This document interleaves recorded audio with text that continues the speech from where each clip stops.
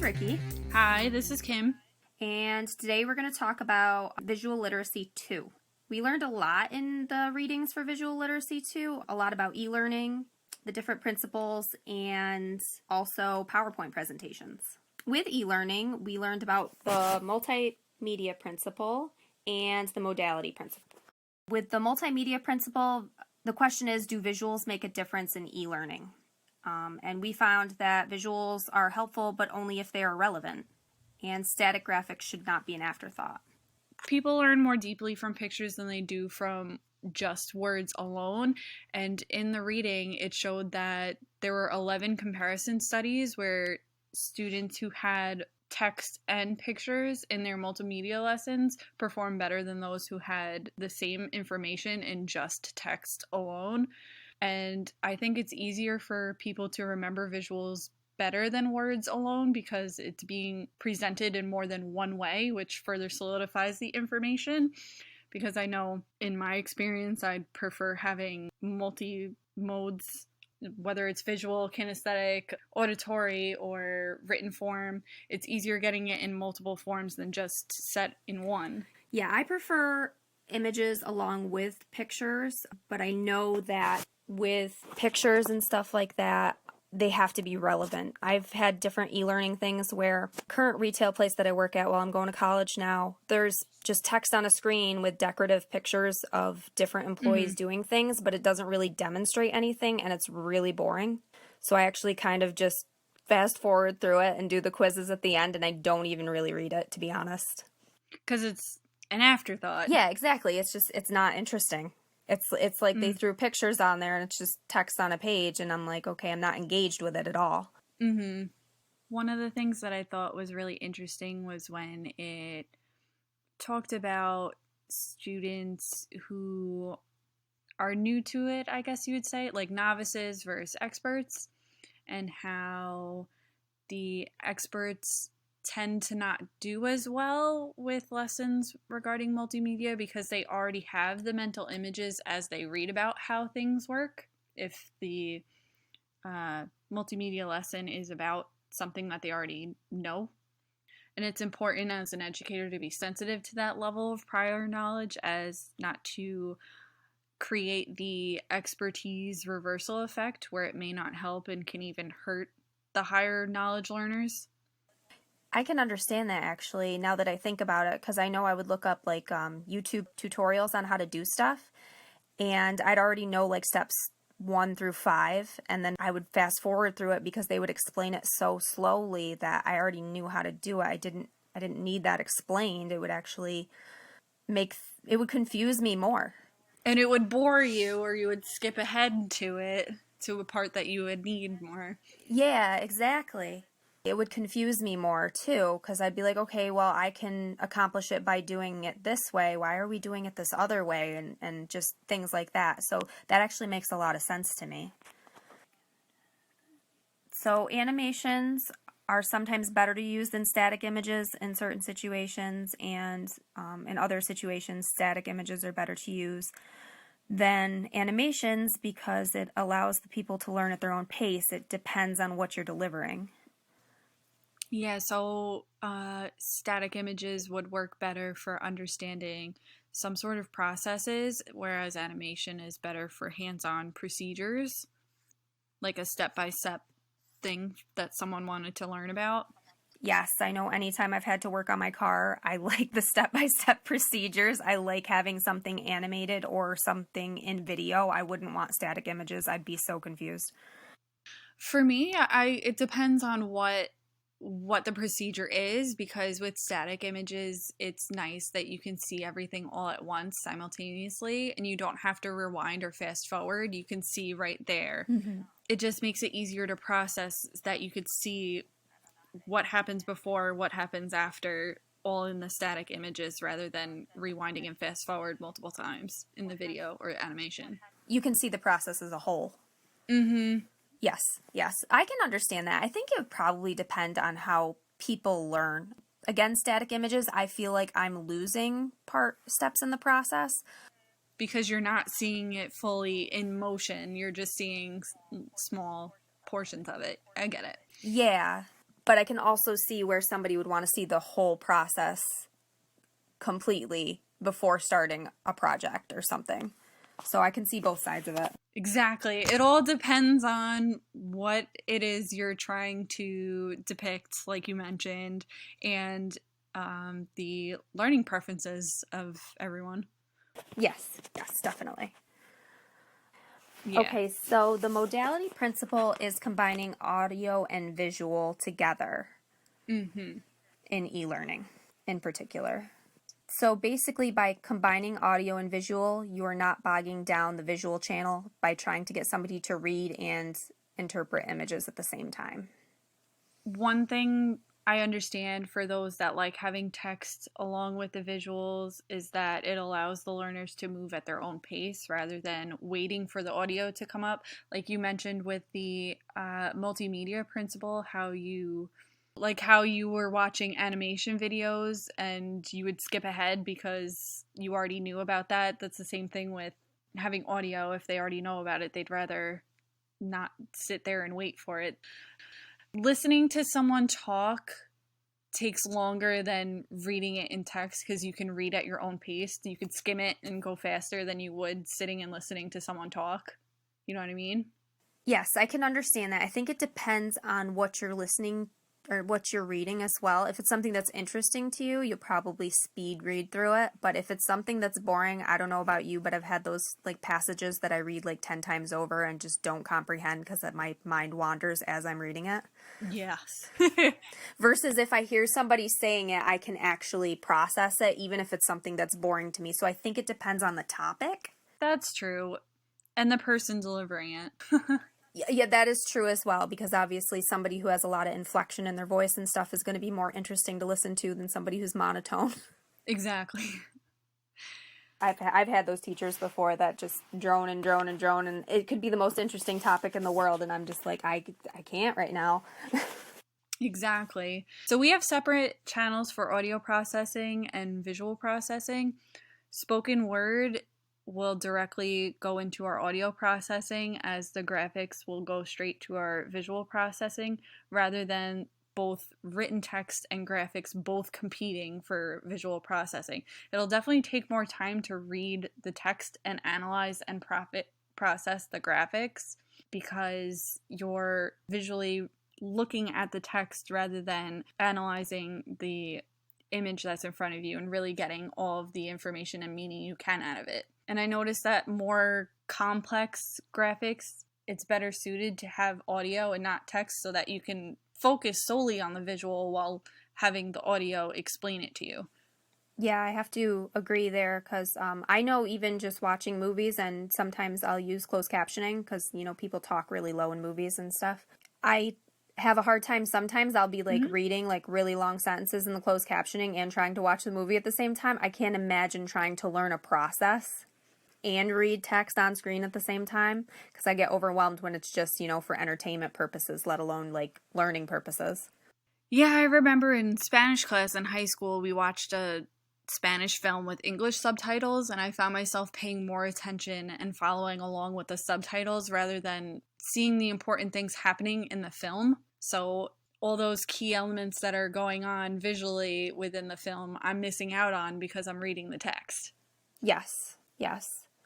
Which actually ties in well to audio is not helpful in situations if the language that it's in is not their first language or the text is technical or unfamiliar.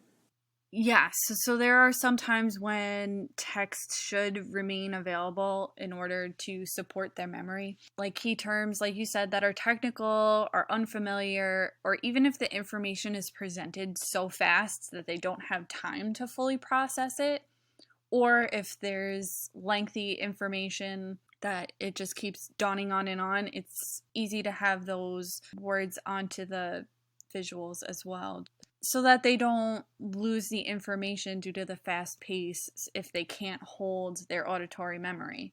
So that vital text should be put in short segments as not to overload their working memory. It'll help them better retain the information having printed text. And also having the printed text too, they can actually go and look up words if they're unaware of what they mean, if it's like technical language or unfamiliar. Yeah. Versus if it's just spoken on screen real quick, or it's there and it's gone really fast, and they might not be able to be like, okay, what does this mean? I can't go look this up now. So with the principles, I know that I worked as a graphic designer, so we would have to use like kind of the multimedia principle. You want images that are relevant to what the client is trying to portray. For example, you don't want to put lace in the background of like a corn dog sign because it doesn't make any sense. And then especially if they have text over top of it, it makes it so it's not legible. And I feel like that kind of ties into e-learning a little bit. Some of the same concepts anyways. Yes, because then with the graphic design, like you were mentioning, with having the visual and the text on top of it, which one are we supposed to focus more on? Is it the text or the visual? Yes. And you want, especially, I used to work in a sign shop, so if it's a sign for something, and people are driving by it quickly, you want them to get the message as quickly as possible. You don't want them to have to sit there and analyze what the sign is about. So, and I feel like that ties a lot into e-learning. You don't want to give somebody a bunch of superfluous information that they don't need just because it looks pretty. You don't need to throw clip art in there and stuff. You can, use stuff that's pertinent to the information. Yes, you want it to make it meaningful. Yes, and then with the modality principle, you want to deliver that information in a way that's not overwhelming to the person.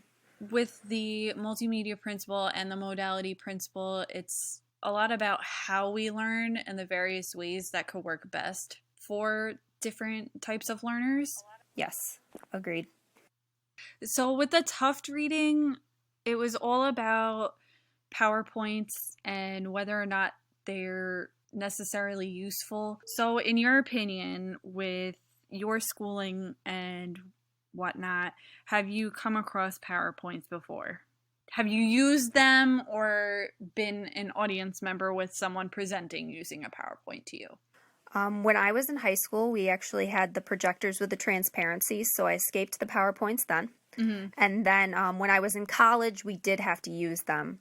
I was never much a fan of PowerPoints, maybe because I didn't grow up with them. Okay. So, and I mean, I get their purpose. I don't mind them if the speaker is knowledgeable and using them as an aid. But if people are just reading off the PowerPoint, it gets a little redundant. And that's, I guess, where I tend to shy away from it. But again, it would depend on, the speaker and the person and whatnot. But that's the experience that I've had with PowerPoints. Yeah, it's similar to having a teacher read from the text, but now it's displayed up on a screen for you, and he or she is reading word for word off of the screen. It doesn't really do much, and it's boring. You're sitting there looking at the ceiling rather than getting any information out of it. Yeah, and it kind of just makes you feel like they think you're stupid because they're just giving you information in two different ways, but it's the same information. Yeah, the only two different ways is that it's in written form and it's auditory, but it's literally the same information. Yes, exactly. In my opinion, though, with PowerPoints, I'm a little bit of for it and against it, in the sense that, again, like you said, it depends on the presenter and the content. With PowerPoints, it shouldn't be where you read word for word what you have on there. You should be utilizing very little text, and if you do use it, you would use that information to springboard into the overall key important topic that you wanted to get through with the content. Yes, agreed. I mean, it's good for what it is. For, if you want to use it for talking points or something like that, that makes sense. But it shouldn't be used as notes. I know that was an issue in the reading, is that they would just pass around PowerPoint slides, and those were the complete notes. Like, there was no added stuff to it, and you miss a lot of information because PowerPoint can't hold a lot of information on the screen. Exactly. It's very limited in formatting, I guess you would say. It's very small. You can't fit a lot. The text would end up being very small if you had a lot that you needed to get through. I noticed in the readings that if someone was going to have a PowerPoint, that they should utilize handouts and have it in paper form so that the audience can take in the information all together. If it's leaving the screen, it's not leaving their mind.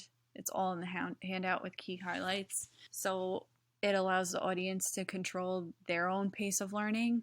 Similar to static images, the handouts allow the audience to see multiple things at once and allow them to look back and forth among images and information. But I know in my experience as a teacher, it wouldn't necessarily work for the elementary age students, because I know for a fact if I have a PowerPoint presentation on the board and I give them a handout, they're going to be skimming and reading ahead in the handout rather than listening to the information that's being presented. Which makes sense. You want kids to be listening to the information presented and stuff like that. Would it maybe work if you gave them the handout afterwards? That way they'd have the notes to take home and to expand upon, but they wouldn't be reading it while you were giving the presentation? That's true. And then, like, some methods of presentations are better than others. So maybe a presentation on a PowerPoint would suffice for, I don't know, some other topic.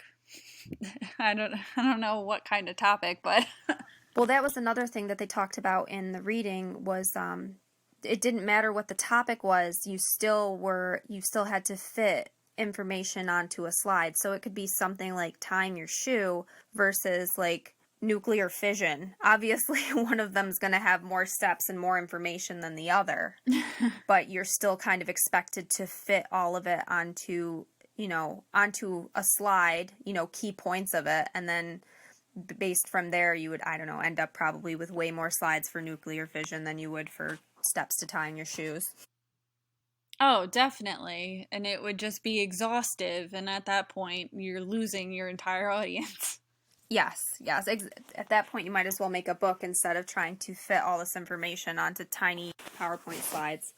Exactly. PowerPoints really are just like key important summarizations. Yes. In my opinion. The other thing that it talked about in the reading was that PowerPoint sets up a dominant relationship between the speaker and the audience. Mm-hmm. I noticed this in college where presenters would give information on a topic that they had to research, so we had no prior knowledge to it. And if they did a PowerPoint presentation, they'd always have that last slide that says questions with a question mark at the end, and nobody would ask questions. And then if they did a presentation another way, like speaking with handouts, people would actually ask more questions. And I didn't realize it until I read this, but then looking back, I was like, oh my God, this is really true. And I think it's because of the dominant relationship between the speaker and the audience. I guess that's true too, but I feel like some students, either way, like myself, I know for a fact if I saw the presentation too and it asks for questions, I'm not going to be asking questions, just like you said. I don't know if it's just like a shyness thing or what it is, but then if I had the handout, like you said too, and I was able to look through it and possibly generate my own questions from that, I still don't think I would do it. Okay, well that's understandable, and it probably depends on the person too. I've been in classes where some people always ask questions, it's always the same 5 people, and then some people like rarely ask questions and it's always the same 5 people, so it just depends on the person, I'm sure. But I do feel like it kind of does set up a dominant relationship between the speaker and the audience, because you're just reading off a slide and you're not really engaging with them, and you're just kind of like delivering information to them. Exactly. I feel like it should be more of like a conversation amongst everybody, or a discussion where if maybe the presenter themselves poses a question. Well, discussions are good. I agree with you. I think discussions, they always fostered my learning. If I had a class that did class discussions, I always learned more than classes that were just, open your book, we're going to read this, we're going to learn that. So I do agree with you. I think, generating some sort of discussion, people actually take away more. The readings this week were very into the learning and understanding of how we learn and the various ways that we could work best, and how PowerPoints may not necessarily be the best form of presentations. Well, PowerPoints need to be used correctly. Well, and even he said if you're going to use the PowerPoint, use them for images. Because again, I've seen really good TED Talks where they had PowerPoints and they, just used it for images. Yeah, and again, I think it really depends on the learner and their preferences, whether it's text and images or text, images, animation, and audio, or the presentation itself. Yes, and the delivery of information is important to fostering learning. So whether or not you have images, static images, animation, sound along with it, how you're giving a presentation, it's all very important.